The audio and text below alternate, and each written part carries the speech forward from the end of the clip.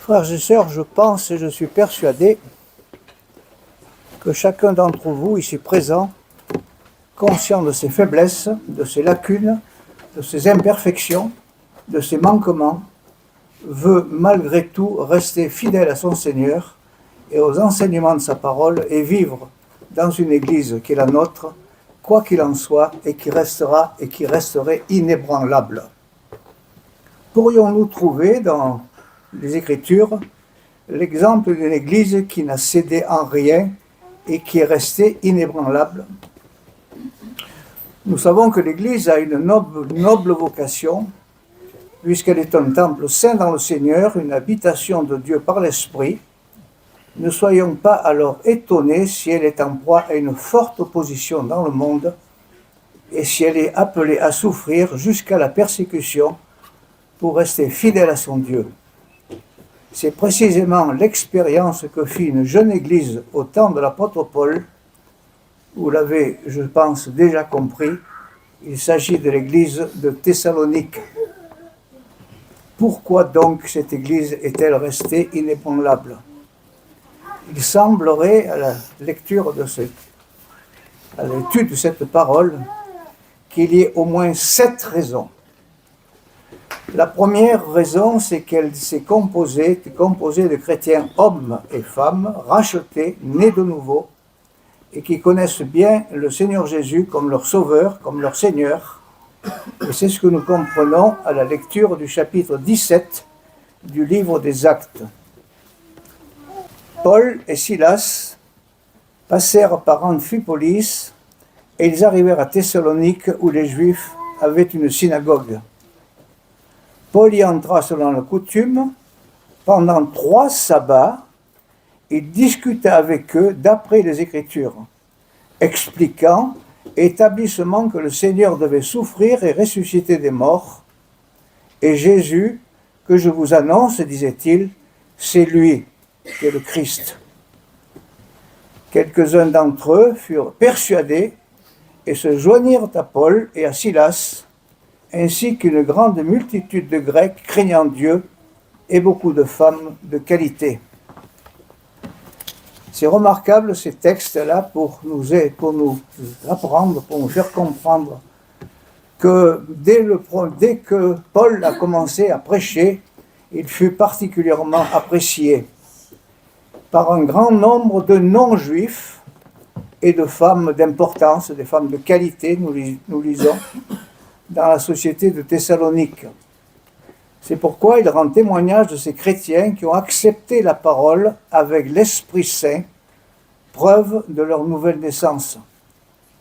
Dans l'Épître aux Thessaloniciens, au chapitre 1er, au verset 4, nous lisons « Nous savons, frères bien-aimés de Dieu, que vous avez été élus, notre évangile ne vous ayant pas été prêché en parole seulement, mais avec puissance, avec l'Esprit Saint, avec une pleine persuasion, car vous n'ignorez pas que nous nous sommes montrés parmi vous à cause de vous. Car on raconte à votre sujet quel accès nous avons eu auprès de vous et comment vous vous êtes convertis à Dieu en abandonnant les idoles pour servir le Dieu vivant et vrai. C'est en effet la volonté de Dieu, nous le savons, que son Église soit composée de croyants nés de nouveau. Aussi chacun de nous doit se poser la question de savoir où nous en sommes avec le Seigneur. L'ai-je vraiment reçu dans ma vie comme mon Sauveur, comme mon Seigneur? Quelle place occupe-t-il dans mon cœur, dans ma vie? Voilà pourquoi cette jeune Église était inébranlable, parce que les chrétiens étaient composés d'hommes réellement nés de nouveau. La deuxième raison qui fait que cette Église était irréprochable, inébranlable, c'est qu'elle cherchait à ressembler au Seigneur Jésus et elle savait aimer. Le passage de l'apôtre Paul à Thessalonique a laissé des traces indélébiles lors de ses prédications. Il s'est présenté lui-même comme l'imitateur de Christ et par la puissance du Saint-Esprit, il a invité les Thessaloniciens à être aussi ses imitateurs comme lui-même l'était de Christ.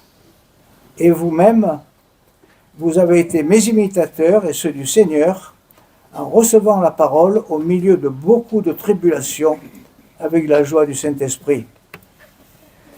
Les Thessaloniciens, ces frères de Thessalonique, ne devaient pas se contenter de témoigner de leur foi, mais ils étaient exhortés à imiter Christ, à imiter Paul, qui s'était présenté avec eux avec beaucoup d'amour. Nous avons été doux au milieu de vous, comme une nourrice chérit ses propres enfants. Vous savez comment nous avons exhorté chacun de vous, comme un père, ses pauvres enfants, vous exhortant et vous consolant et rendant témoignage. Ils n'ont pas besoin, donc pas besoin de dire que cela les a conduits à vivre, malgré tout, dans un état d'amour fraternel constant. Et c'est ce que les frères réalisaient, et c'est ce qui a fait que cette Église était parfaitement inébranlable. Quant à l'amour fraternel, vous n'avez pas besoin que je vous en écrive, car vous-même vous êtes enseignés de Dieu à vous aimer l'un l'autre, car c'est aussi ce que vous faites à l'égard de tous les frères qui sont dans toute la Macédoine. Nous vous exhortons, frères, à y abonder de plus en plus, car aussi c'est ce que vous faites à l'égard de tous les frères qui sont dans toute la Macédoine. Nous vous en exhortons, frères, à y abonder de plus en plus. Cela me met durement personnellement à l'épreuve, et je me pose la question si je sais vraiment vivre, si je vis au sein de mon église locale, si je vis comme le Seigneur le demande, dans la recherche de l'amour fraternel qui devrait, semble-t-il, être une priorité. Nous efforçons de nous aimer comme le Seigneur nous aime. L'église de Thessalonique avait quelque chose en plus. C'est une église qui a su souffrir. Certes, elle n'a pas eu la vie facile, puisqu'elle voulait ressembler au Seigneur Jésus. C'est pourquoi elle a connu la persécution et la souffrance dès sa naissance. Ayant, chapitre, verset 6 de ce premier chapitre, ayant reçu la parole, accompagnée de grandes tribulations avec la joie du Saint-Esprit. C'est ce que nous apprenons en poursuivant notre lecture dans le chapitre 17 du livre des Actes. Mais les Juifs prirent avec eux quelques méchants hommes de la populace, provoquèrent des attroupements et répandirent l'agitation dans la ville. Ils se portèrent à la maison de Jason et ils cherchèrent Paul et Silas pour les amener vers le peuple. Ne les ayant pas trouvés, ils traînèrent Jason et quelques frères devant les tribunaux, les magistrats de la ville, en criant « Ces gens qui ont bouleversé le monde sont aussi venus ». Voilà pourquoi, si nous voulons demeurer une église inébranlable, nous devons nous attendre et nous préparer à souffrir. L'opposition dans le monde est telle, la situation du monde actuel, la politique du monde actuel et la politique de notre pays en particulier est là véritablement pour nous poser cette question: que va-t-il se passer demain? Et si nous voulons rester inébranlables, nous devons attendre à supporter peut-être la tribulation comme nous ne l'avons jamais connue jusqu'à ce jour. Et si le monde nous hait, dira Jésus dans l'évangile de Jean, sachez qu'il m'a haï aussi avant vous. Si vous étiez du monde, le monde aimerait ce qui serait sien, mais parce que vous n'êtes pas du monde, mais moi, je vous ai choisi du monde, à cause de cela, le monde vous hait. Souvenez-vous de la parole que moi je vous ai dite, l'esclave n'est pas plus grand que son maître. S'ils m'ont persécuté, ils vous persécuteront aussi. En poursuivant cette pensée, nous avons déjà prié en commençant ce culte pour ceux qui sont persécutés, pour ceux qui, à cause de leur amour pour le Seigneur Jésus, passent leur vie en prison et subissent des moments particulièrement difficiles. Et cela devrait nous faire réfléchir que cela pourrait très bien nous arriver d'un jour à l'autre.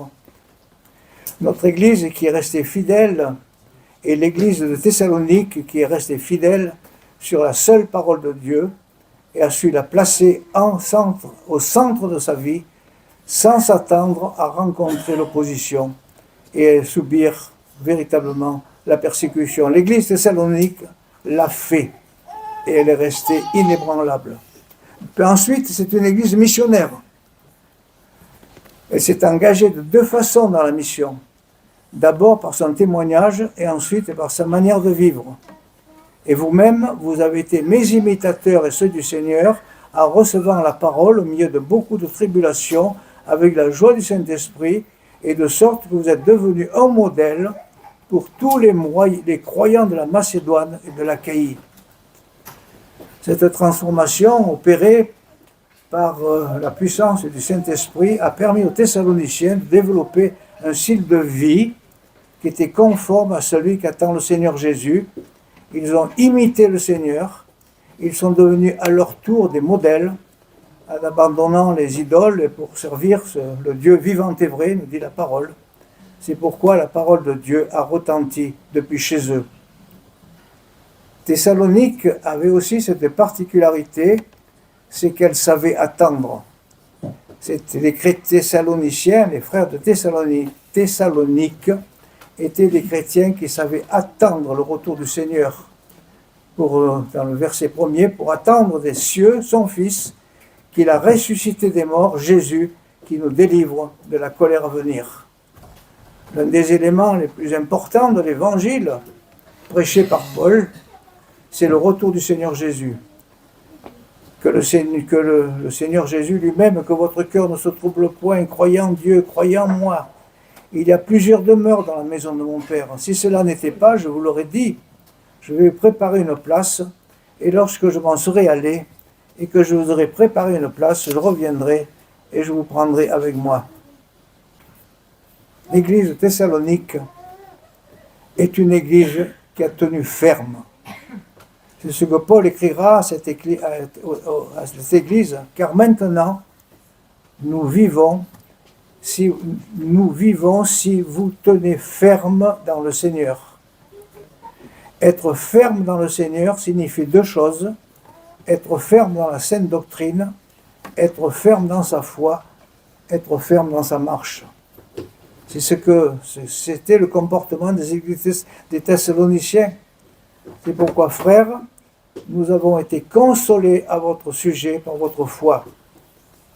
Être ferme dans le Seigneur, c'est reconnaître que toute écriture est inspirée de Dieu et faire qu'elle soit une lampe à nos pieds, une lumière sur notre sentier, si nous voulons être véritablement des imitateurs du Seigneur.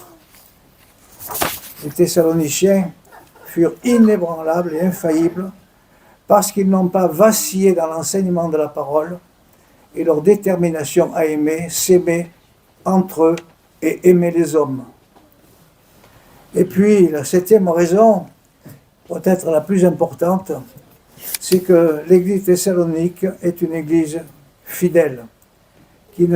C'est Paul, je ne sais pas si vous l'avez remarqué, je pense à la lecture de ces textes, Paul ne fait aucun reproche aux aux chrétiens de Thessalonique, sur quelque point que ce soit. Il n'a pas besoin de défendre son ministère parce que les frères se soumettaient fidèlement à la parole de Dieu.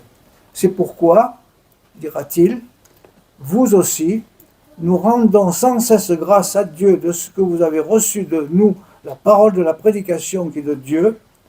Vous avez accepté non la parole des hommes, mais ainsi qu'elle est véritablement, la parole de Dieu, laquelle aussi opère en vous qui croyez. Paul a dû se justifier, il a dû à son tour argumenter face aux Corinthiens qui ne voulaient pas se soumettre à la parole. Mais les frères de Thessalonique, par contre, désiraient obéir à cette même parole qui agissait en eux. Alors, en conclusion de ces quelques pensées, que dire de cette Église inébranlable? Nous devons prendre l'exemple sur cette Église, et je pense qu'il y a beaucoup de points sur lesquels nous sommes d'accord, puisque nous le vivons ensemble.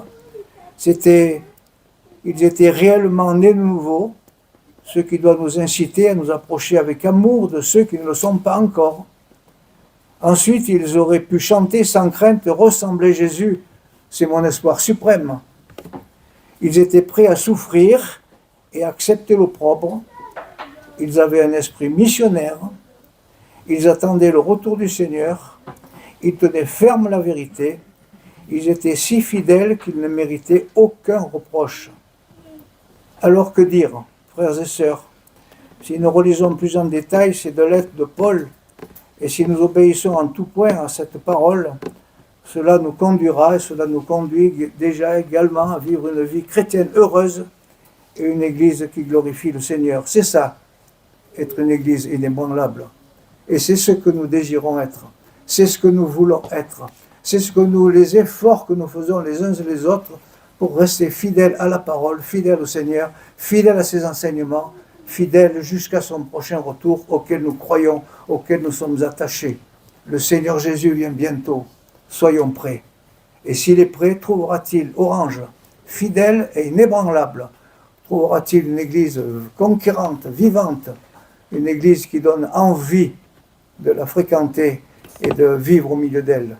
Alors que le Seigneur nous aide et continue à nous aider comme il l'a fait jusqu'à ce jour, à nous garder dans la foi, dans l'amour, dans la paix, dans la joie, avec patience, avec détermination, conscient que le Seigneur est fidèle et que nous avons besoin de lui plus que jamais.